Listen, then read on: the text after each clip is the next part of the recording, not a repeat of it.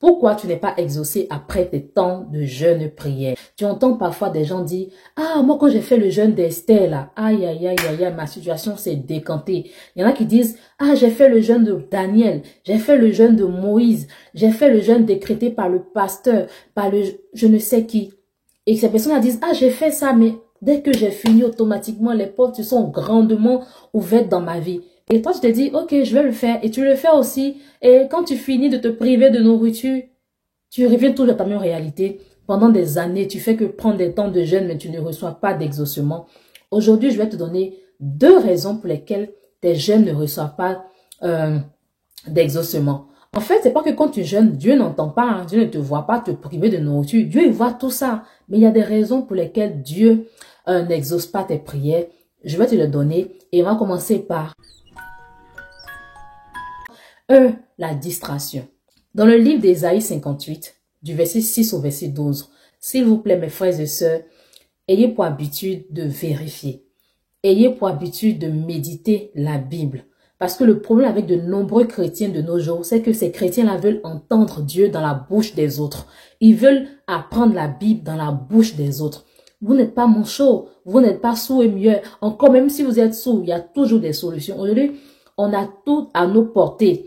Donc, c'est vrai, je t'ai donné le livre Ésaïe 58, verset 6. Je vais t'expliquer un peu vite fait. Mais toi-même, au sortir de cette vidéo, vas-y, prends ta Bible, ouvre-la et va méditer ce passage. Alors, il est écrit, voici le jeûne auquel je prends plaisir. Détache les liens de la méchanceté.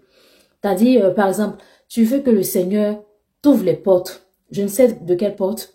Le Seigneur dit que quand tu vas lui demander ce genre de choses-là, il faudrait que en toi, le diable n'ait pas des choses en lui. C'est pourquoi il ne faut pas mal jeûner. Quand tu veux jeûner, il faut te repentir, il faut te confesser, te repentir. Si tu as été méchante avec quelqu'un, il faut que tu ailles demander pardon à Dieu. Il faut que tu ailles demander pardon aussi à la personne que tu as blessée. Parce qu'en général, nous, on aime bien demander pardon à Dieu, mais on ne demande pas pardon aux gens que nous avons blessés. On se dit, ah, comme on a demandé pardon à Dieu, c'est suffisant. Non, ce n'est pas suffisant. Tu as demandé pardon à Dieu, va demander pardon à la personne que tu as blessée pour que tes prières soient exaucées. Donc, quand tes prières ne sont pas exaucées, il y a aussi cette raison. Tu es méchant, tu as de la colère en toi, tu as de la haine en toi et tu demandes à Dieu de t'ouvrir des portes. Donc, c'est une raison pour laquelle Dieu ne t'ouvre pas les portes, il n'exauce pas tes prières. Et encore, il dit, dénoue les liens de la servitude. Ici, tout ça, c'est en rapport avec le premier point qui parle de la distraction. La servitude ici. Après, quand vous prendrez le temps de méditer le passage, vous allez comprendre que, en fait, le peuple d'Israël, Dieu disait au peuple d'Israël que pour me faire plaisir, pour que vos jeûnes soient agréés, voici ce dont vous devez vous séparer. Et c'est cité dans tout ce passage-là. S'il vous plaît, pour l'amour de Dieu, allez-y vérifier.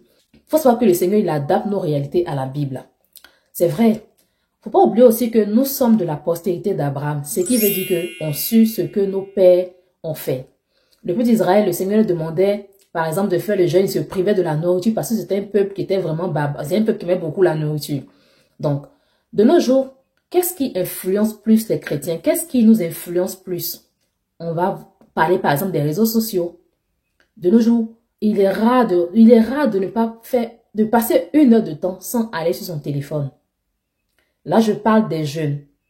Vous verrez, il est rare de voir un jeune faire plus d'1 heure sans aller sur Internet, sans toucher son téléphone. Donc, pendant que tu es en train de faire ton jeûne, tu veux que ton jeûne soit vraiment impactant. Quand tu jeûnes, décide de te séparer de ton téléphone.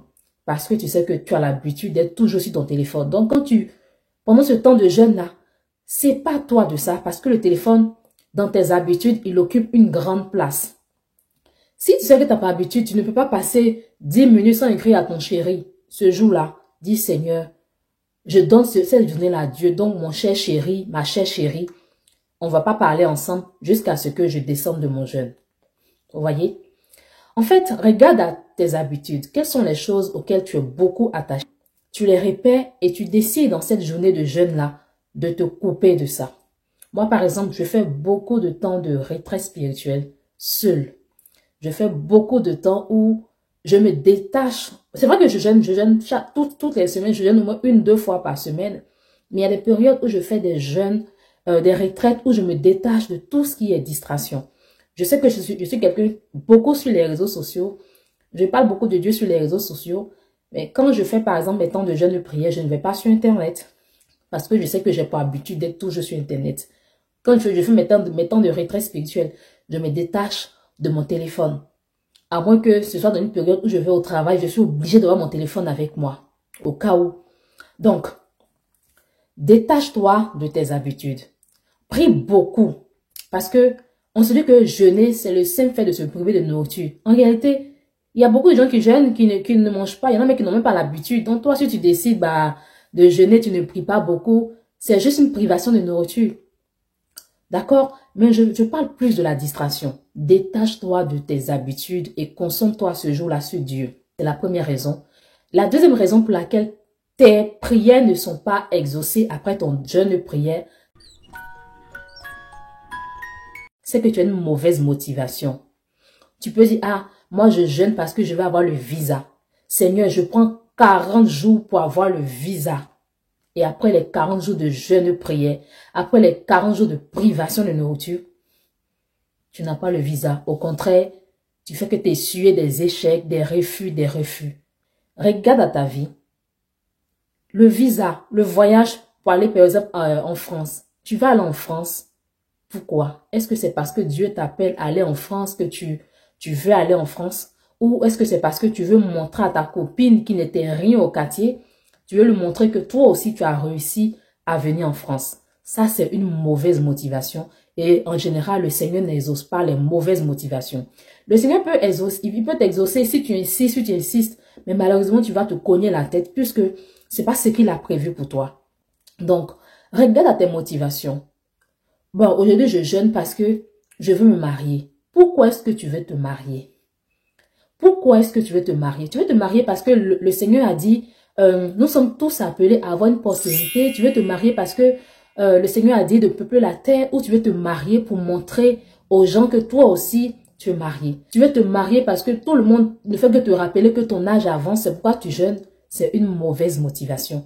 Et ça, tu risques de faire les 40 jours, les 60 jours de jeûne de prière et tu ne verras pas l'exaucement de sitôt.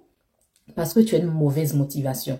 Donc, mes frères et sœurs, regardez à ces deux points. Il y a plusieurs raisons, mais c'est plus ces raisons-là qui influencent beaucoup les chrétiens. La distraction et la mauvaise motivation. J'espère que cette vidéo vous a parlé. Si vous avez des questions, n'hésitez pas à mettre dans les commentaires ou m'envoyer des messages. Je suis connectée sur tout. C'est la même photo de profil. Ne m'écrivez pas sur un profil qui n'a pas la même photo de profil que mon compte YouTube, TikTok, Instagram. Voilà, soyez bénis. Likez cette vidéo. Pourquoi je vous demande de liker la vidéo? Parce que j'aurai un bon référencement. Quand quelqu'un ira sur YouTube, je ne sais pas sur où, et il écrira pourquoi mes jeûnes ne sont pas exaucés, YouTube va lui suggérer mes vidéos. J'espère que tu as été béni. Si tu as été béni, like la vidéo, partage. Au revoir.